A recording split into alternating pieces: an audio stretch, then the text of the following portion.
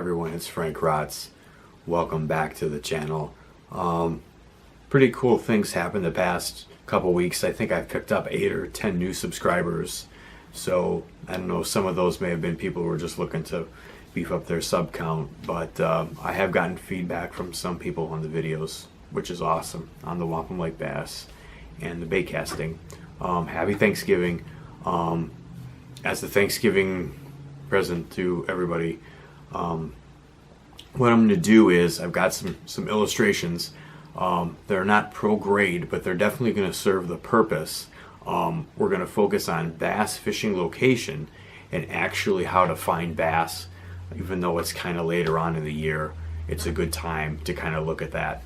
I would have hoped to have had some fishing footage out, but unfortunately I, like today, still have just gotten rid of this freaking head cold. It's been had it for like a week. So what we're going to do is we'll focus on that, and it's going to be about bass fishing location and how to basically find bass either without a depth finder, or how to use this knowledge in tandem with your depth finder. And the information will help you if you're new to fishing tournaments. If you've been fishing tournaments, it'll help you locate bass faster. It doesn't matter if you're looking for schooling bass, which are smaller, mid-sized bass. If you want to beef up your size, your numbers. I've been working on this bass theory. If you've seen the earlier videos, I think early on from pH, and working it with stitching and kind of combining it with some of the knowledge that I had already attained. So I've got a good working bass theory to showcase, and really looking forward to it. So if you're interested in finding bass, you're definitely going to want to see this. I've never really seen in any video, YouTube, fishing articles, anything, how I actually started it. I started outlining it for an article I wanted to send for a fisherman, a proposal about just kind of a new way to find bass, but it's really traditional, kind of taking the traditional ways and kind of maybe my way of doing it and coming up with something new that can give you an edge on the water. So if you just want to stay tuned, I'll show you those illustrations. It's a lot of concise information in a short amount of time, so it's definitely worth checking out. So thanks for tuning on, and we'll check that stuff out. So our largemouth bass, even game fish structural relationship, the magic number is this 80% that I circled right there. Bass relate to structure 80% of the time. Spring, summer, fall, which is pretty amazing. And the reason why we know this is there was a lot of early structure research done by Buck Perry, who founded spoon plugging, and Bill Murphy with the stitching technique. So one is trolling and one is split shot rigging, two total opposites working with the same foundation and everything in between. So bass relate to structure 80% of the time. This is a key rule for trying to find fish without a depth finder like I do. If you have a depth finder, it's going to help you, as a general rule, be able to locate fish. And of course, what is your structure? Your structure is your bottom content in the lake. And fish are really drawn to it like a magnet. Those fish I could have drawn a little darker. They look like tube jigs, but the fish are really drawn to that. And that's whether you're in a lake, pond, pit, reservoir. I don't know about rivers, but that's your key variable. Structure 80% of the time.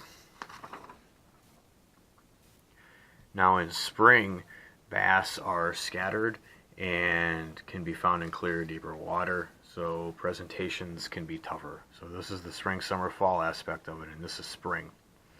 But basically, as far as your structure goes, your main connection is going to be where your deepest green vegetation is, and your deepest parts of structure. That's going to hold your most fish. So springtime, you can find fish on top, you can find fish on bottom, fish everywhere.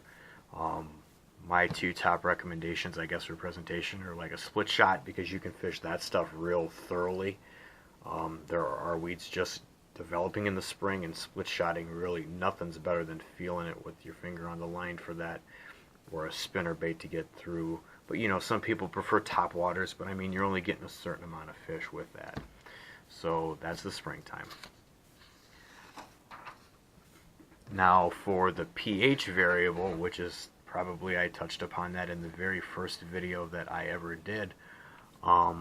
It's a little bit different, and the pH factor again is time tested.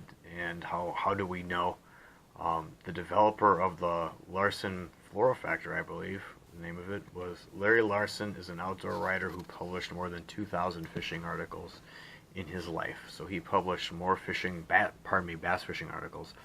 So if you publish 2,000 bass fishing articles, you know what you're talking about, and he definitely did. So in essence, what your pH factor is, I've mentioned it a lot, is your thickest expanse of deep green vegetation. Now, I mentioned that before. Your vegetation is not the actual structure. Your vegetation's separate. And then you've got your deepest drop-off right there. And where those two meet, that's your ideal structure in pH. That's where you find big bass, period. So I know this drawing's kind of crude, but you can kind of see that I drew the thickest weeds right there. If you go here, you've got, this will hold fish because there's weeds there, or vegetation. It's the same thing, vegetation, weeds. Some people don't like being called weeds. But in sparser areas, you find smaller bass, and you know, if you're a novice fisherman, you tend to want to spend too much time here and not enough time here, and then you work your way with what you feel comfortable with your casting and so forth.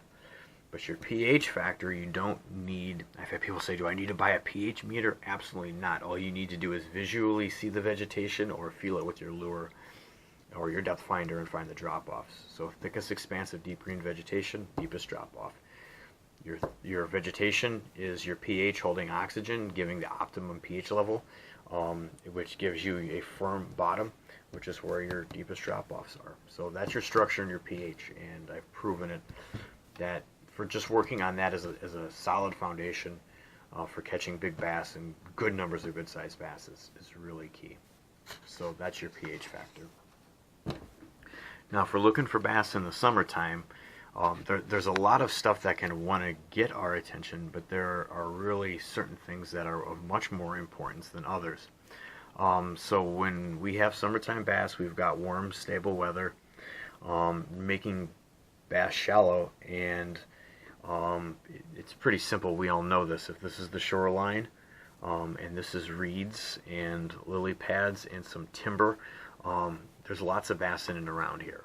But with that 80% rule that we know of how bass relate to structure, you'll even hear tournament fishermen who are making a living fishermen, they will call reeds, lily pads, and tree branches and timber structure. That's your structure, and I've heard it 100 times. That is not structure. Reeds, lily pads, and branches are not structure. That is cover.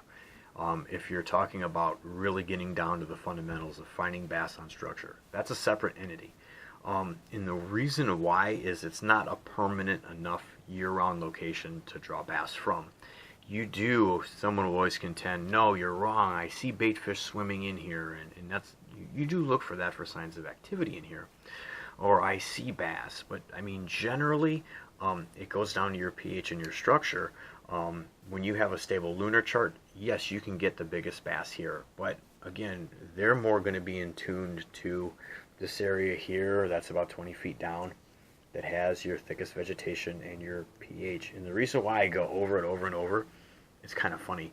Number one, no one's really mentioned the two together, and they're really important. And if you doubt this, I mean, this is what Al Linder and Ron Linder and Bill Dance and Rick Clunn and all these guys knew, but they really didn't talk about it because they were pros, and they kind of kept their secrets guarded. But this is how you break something down in terms of a lake. So the thing is, 10 feet down, you've got a good expanse of weeds that can draw fish. 15 foot down, but you know, again, with your shoreline areas, and I think I mentioned that when I was doing a retention pond video, you've got your shoreline in the summertime when you've got your fair weather or warm weather bass fishermen. They're pounding these reeds in these lily pad areas with 5 to 8 foot deep.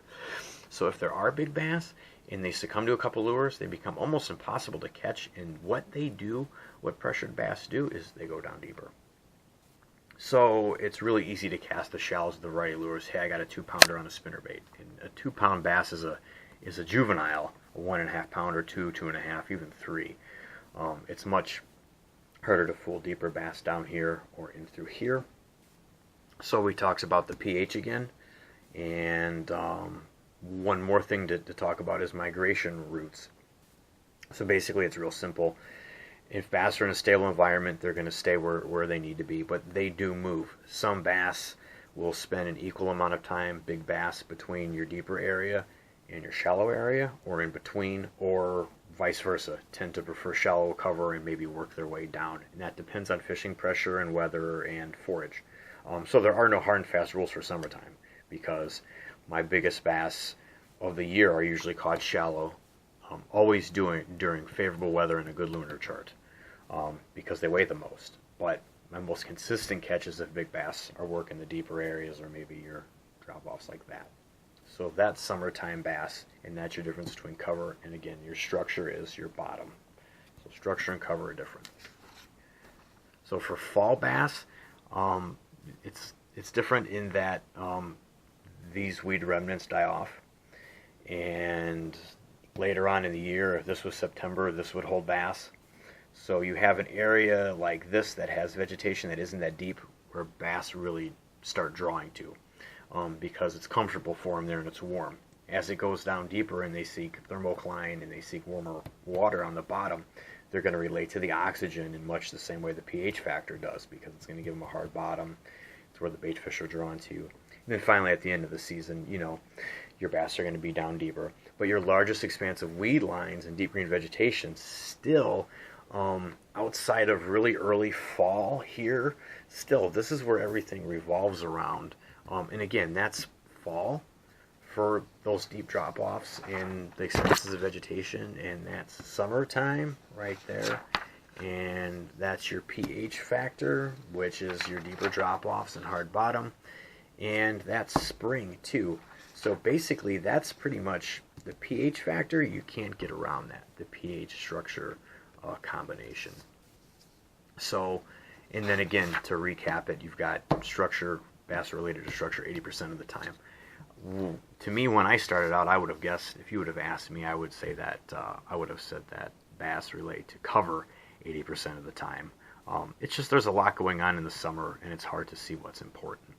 So that's your structure pH correlation for largemouth bass. I'll try to integrate all this stuff into the future for a video. I actually outlined this for a fishing article I want to send in fishermen. They're hard to get into.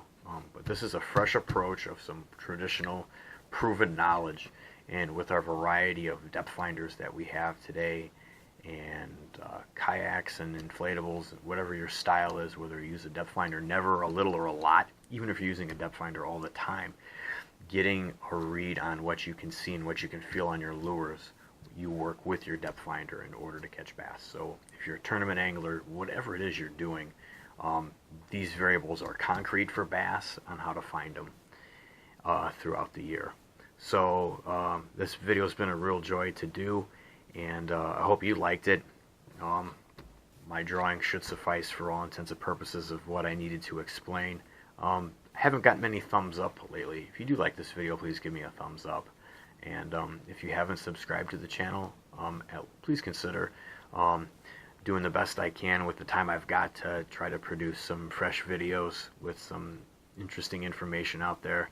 And the verbal feedback and the feedback I've gotten through YouTube from my subscribers and others has been really greatly appreciated. So please take care. And today's Thanksgiving. Happy Thanksgiving, everyone. And look forward to doing a few more videos before the ice. Take care. Thank you.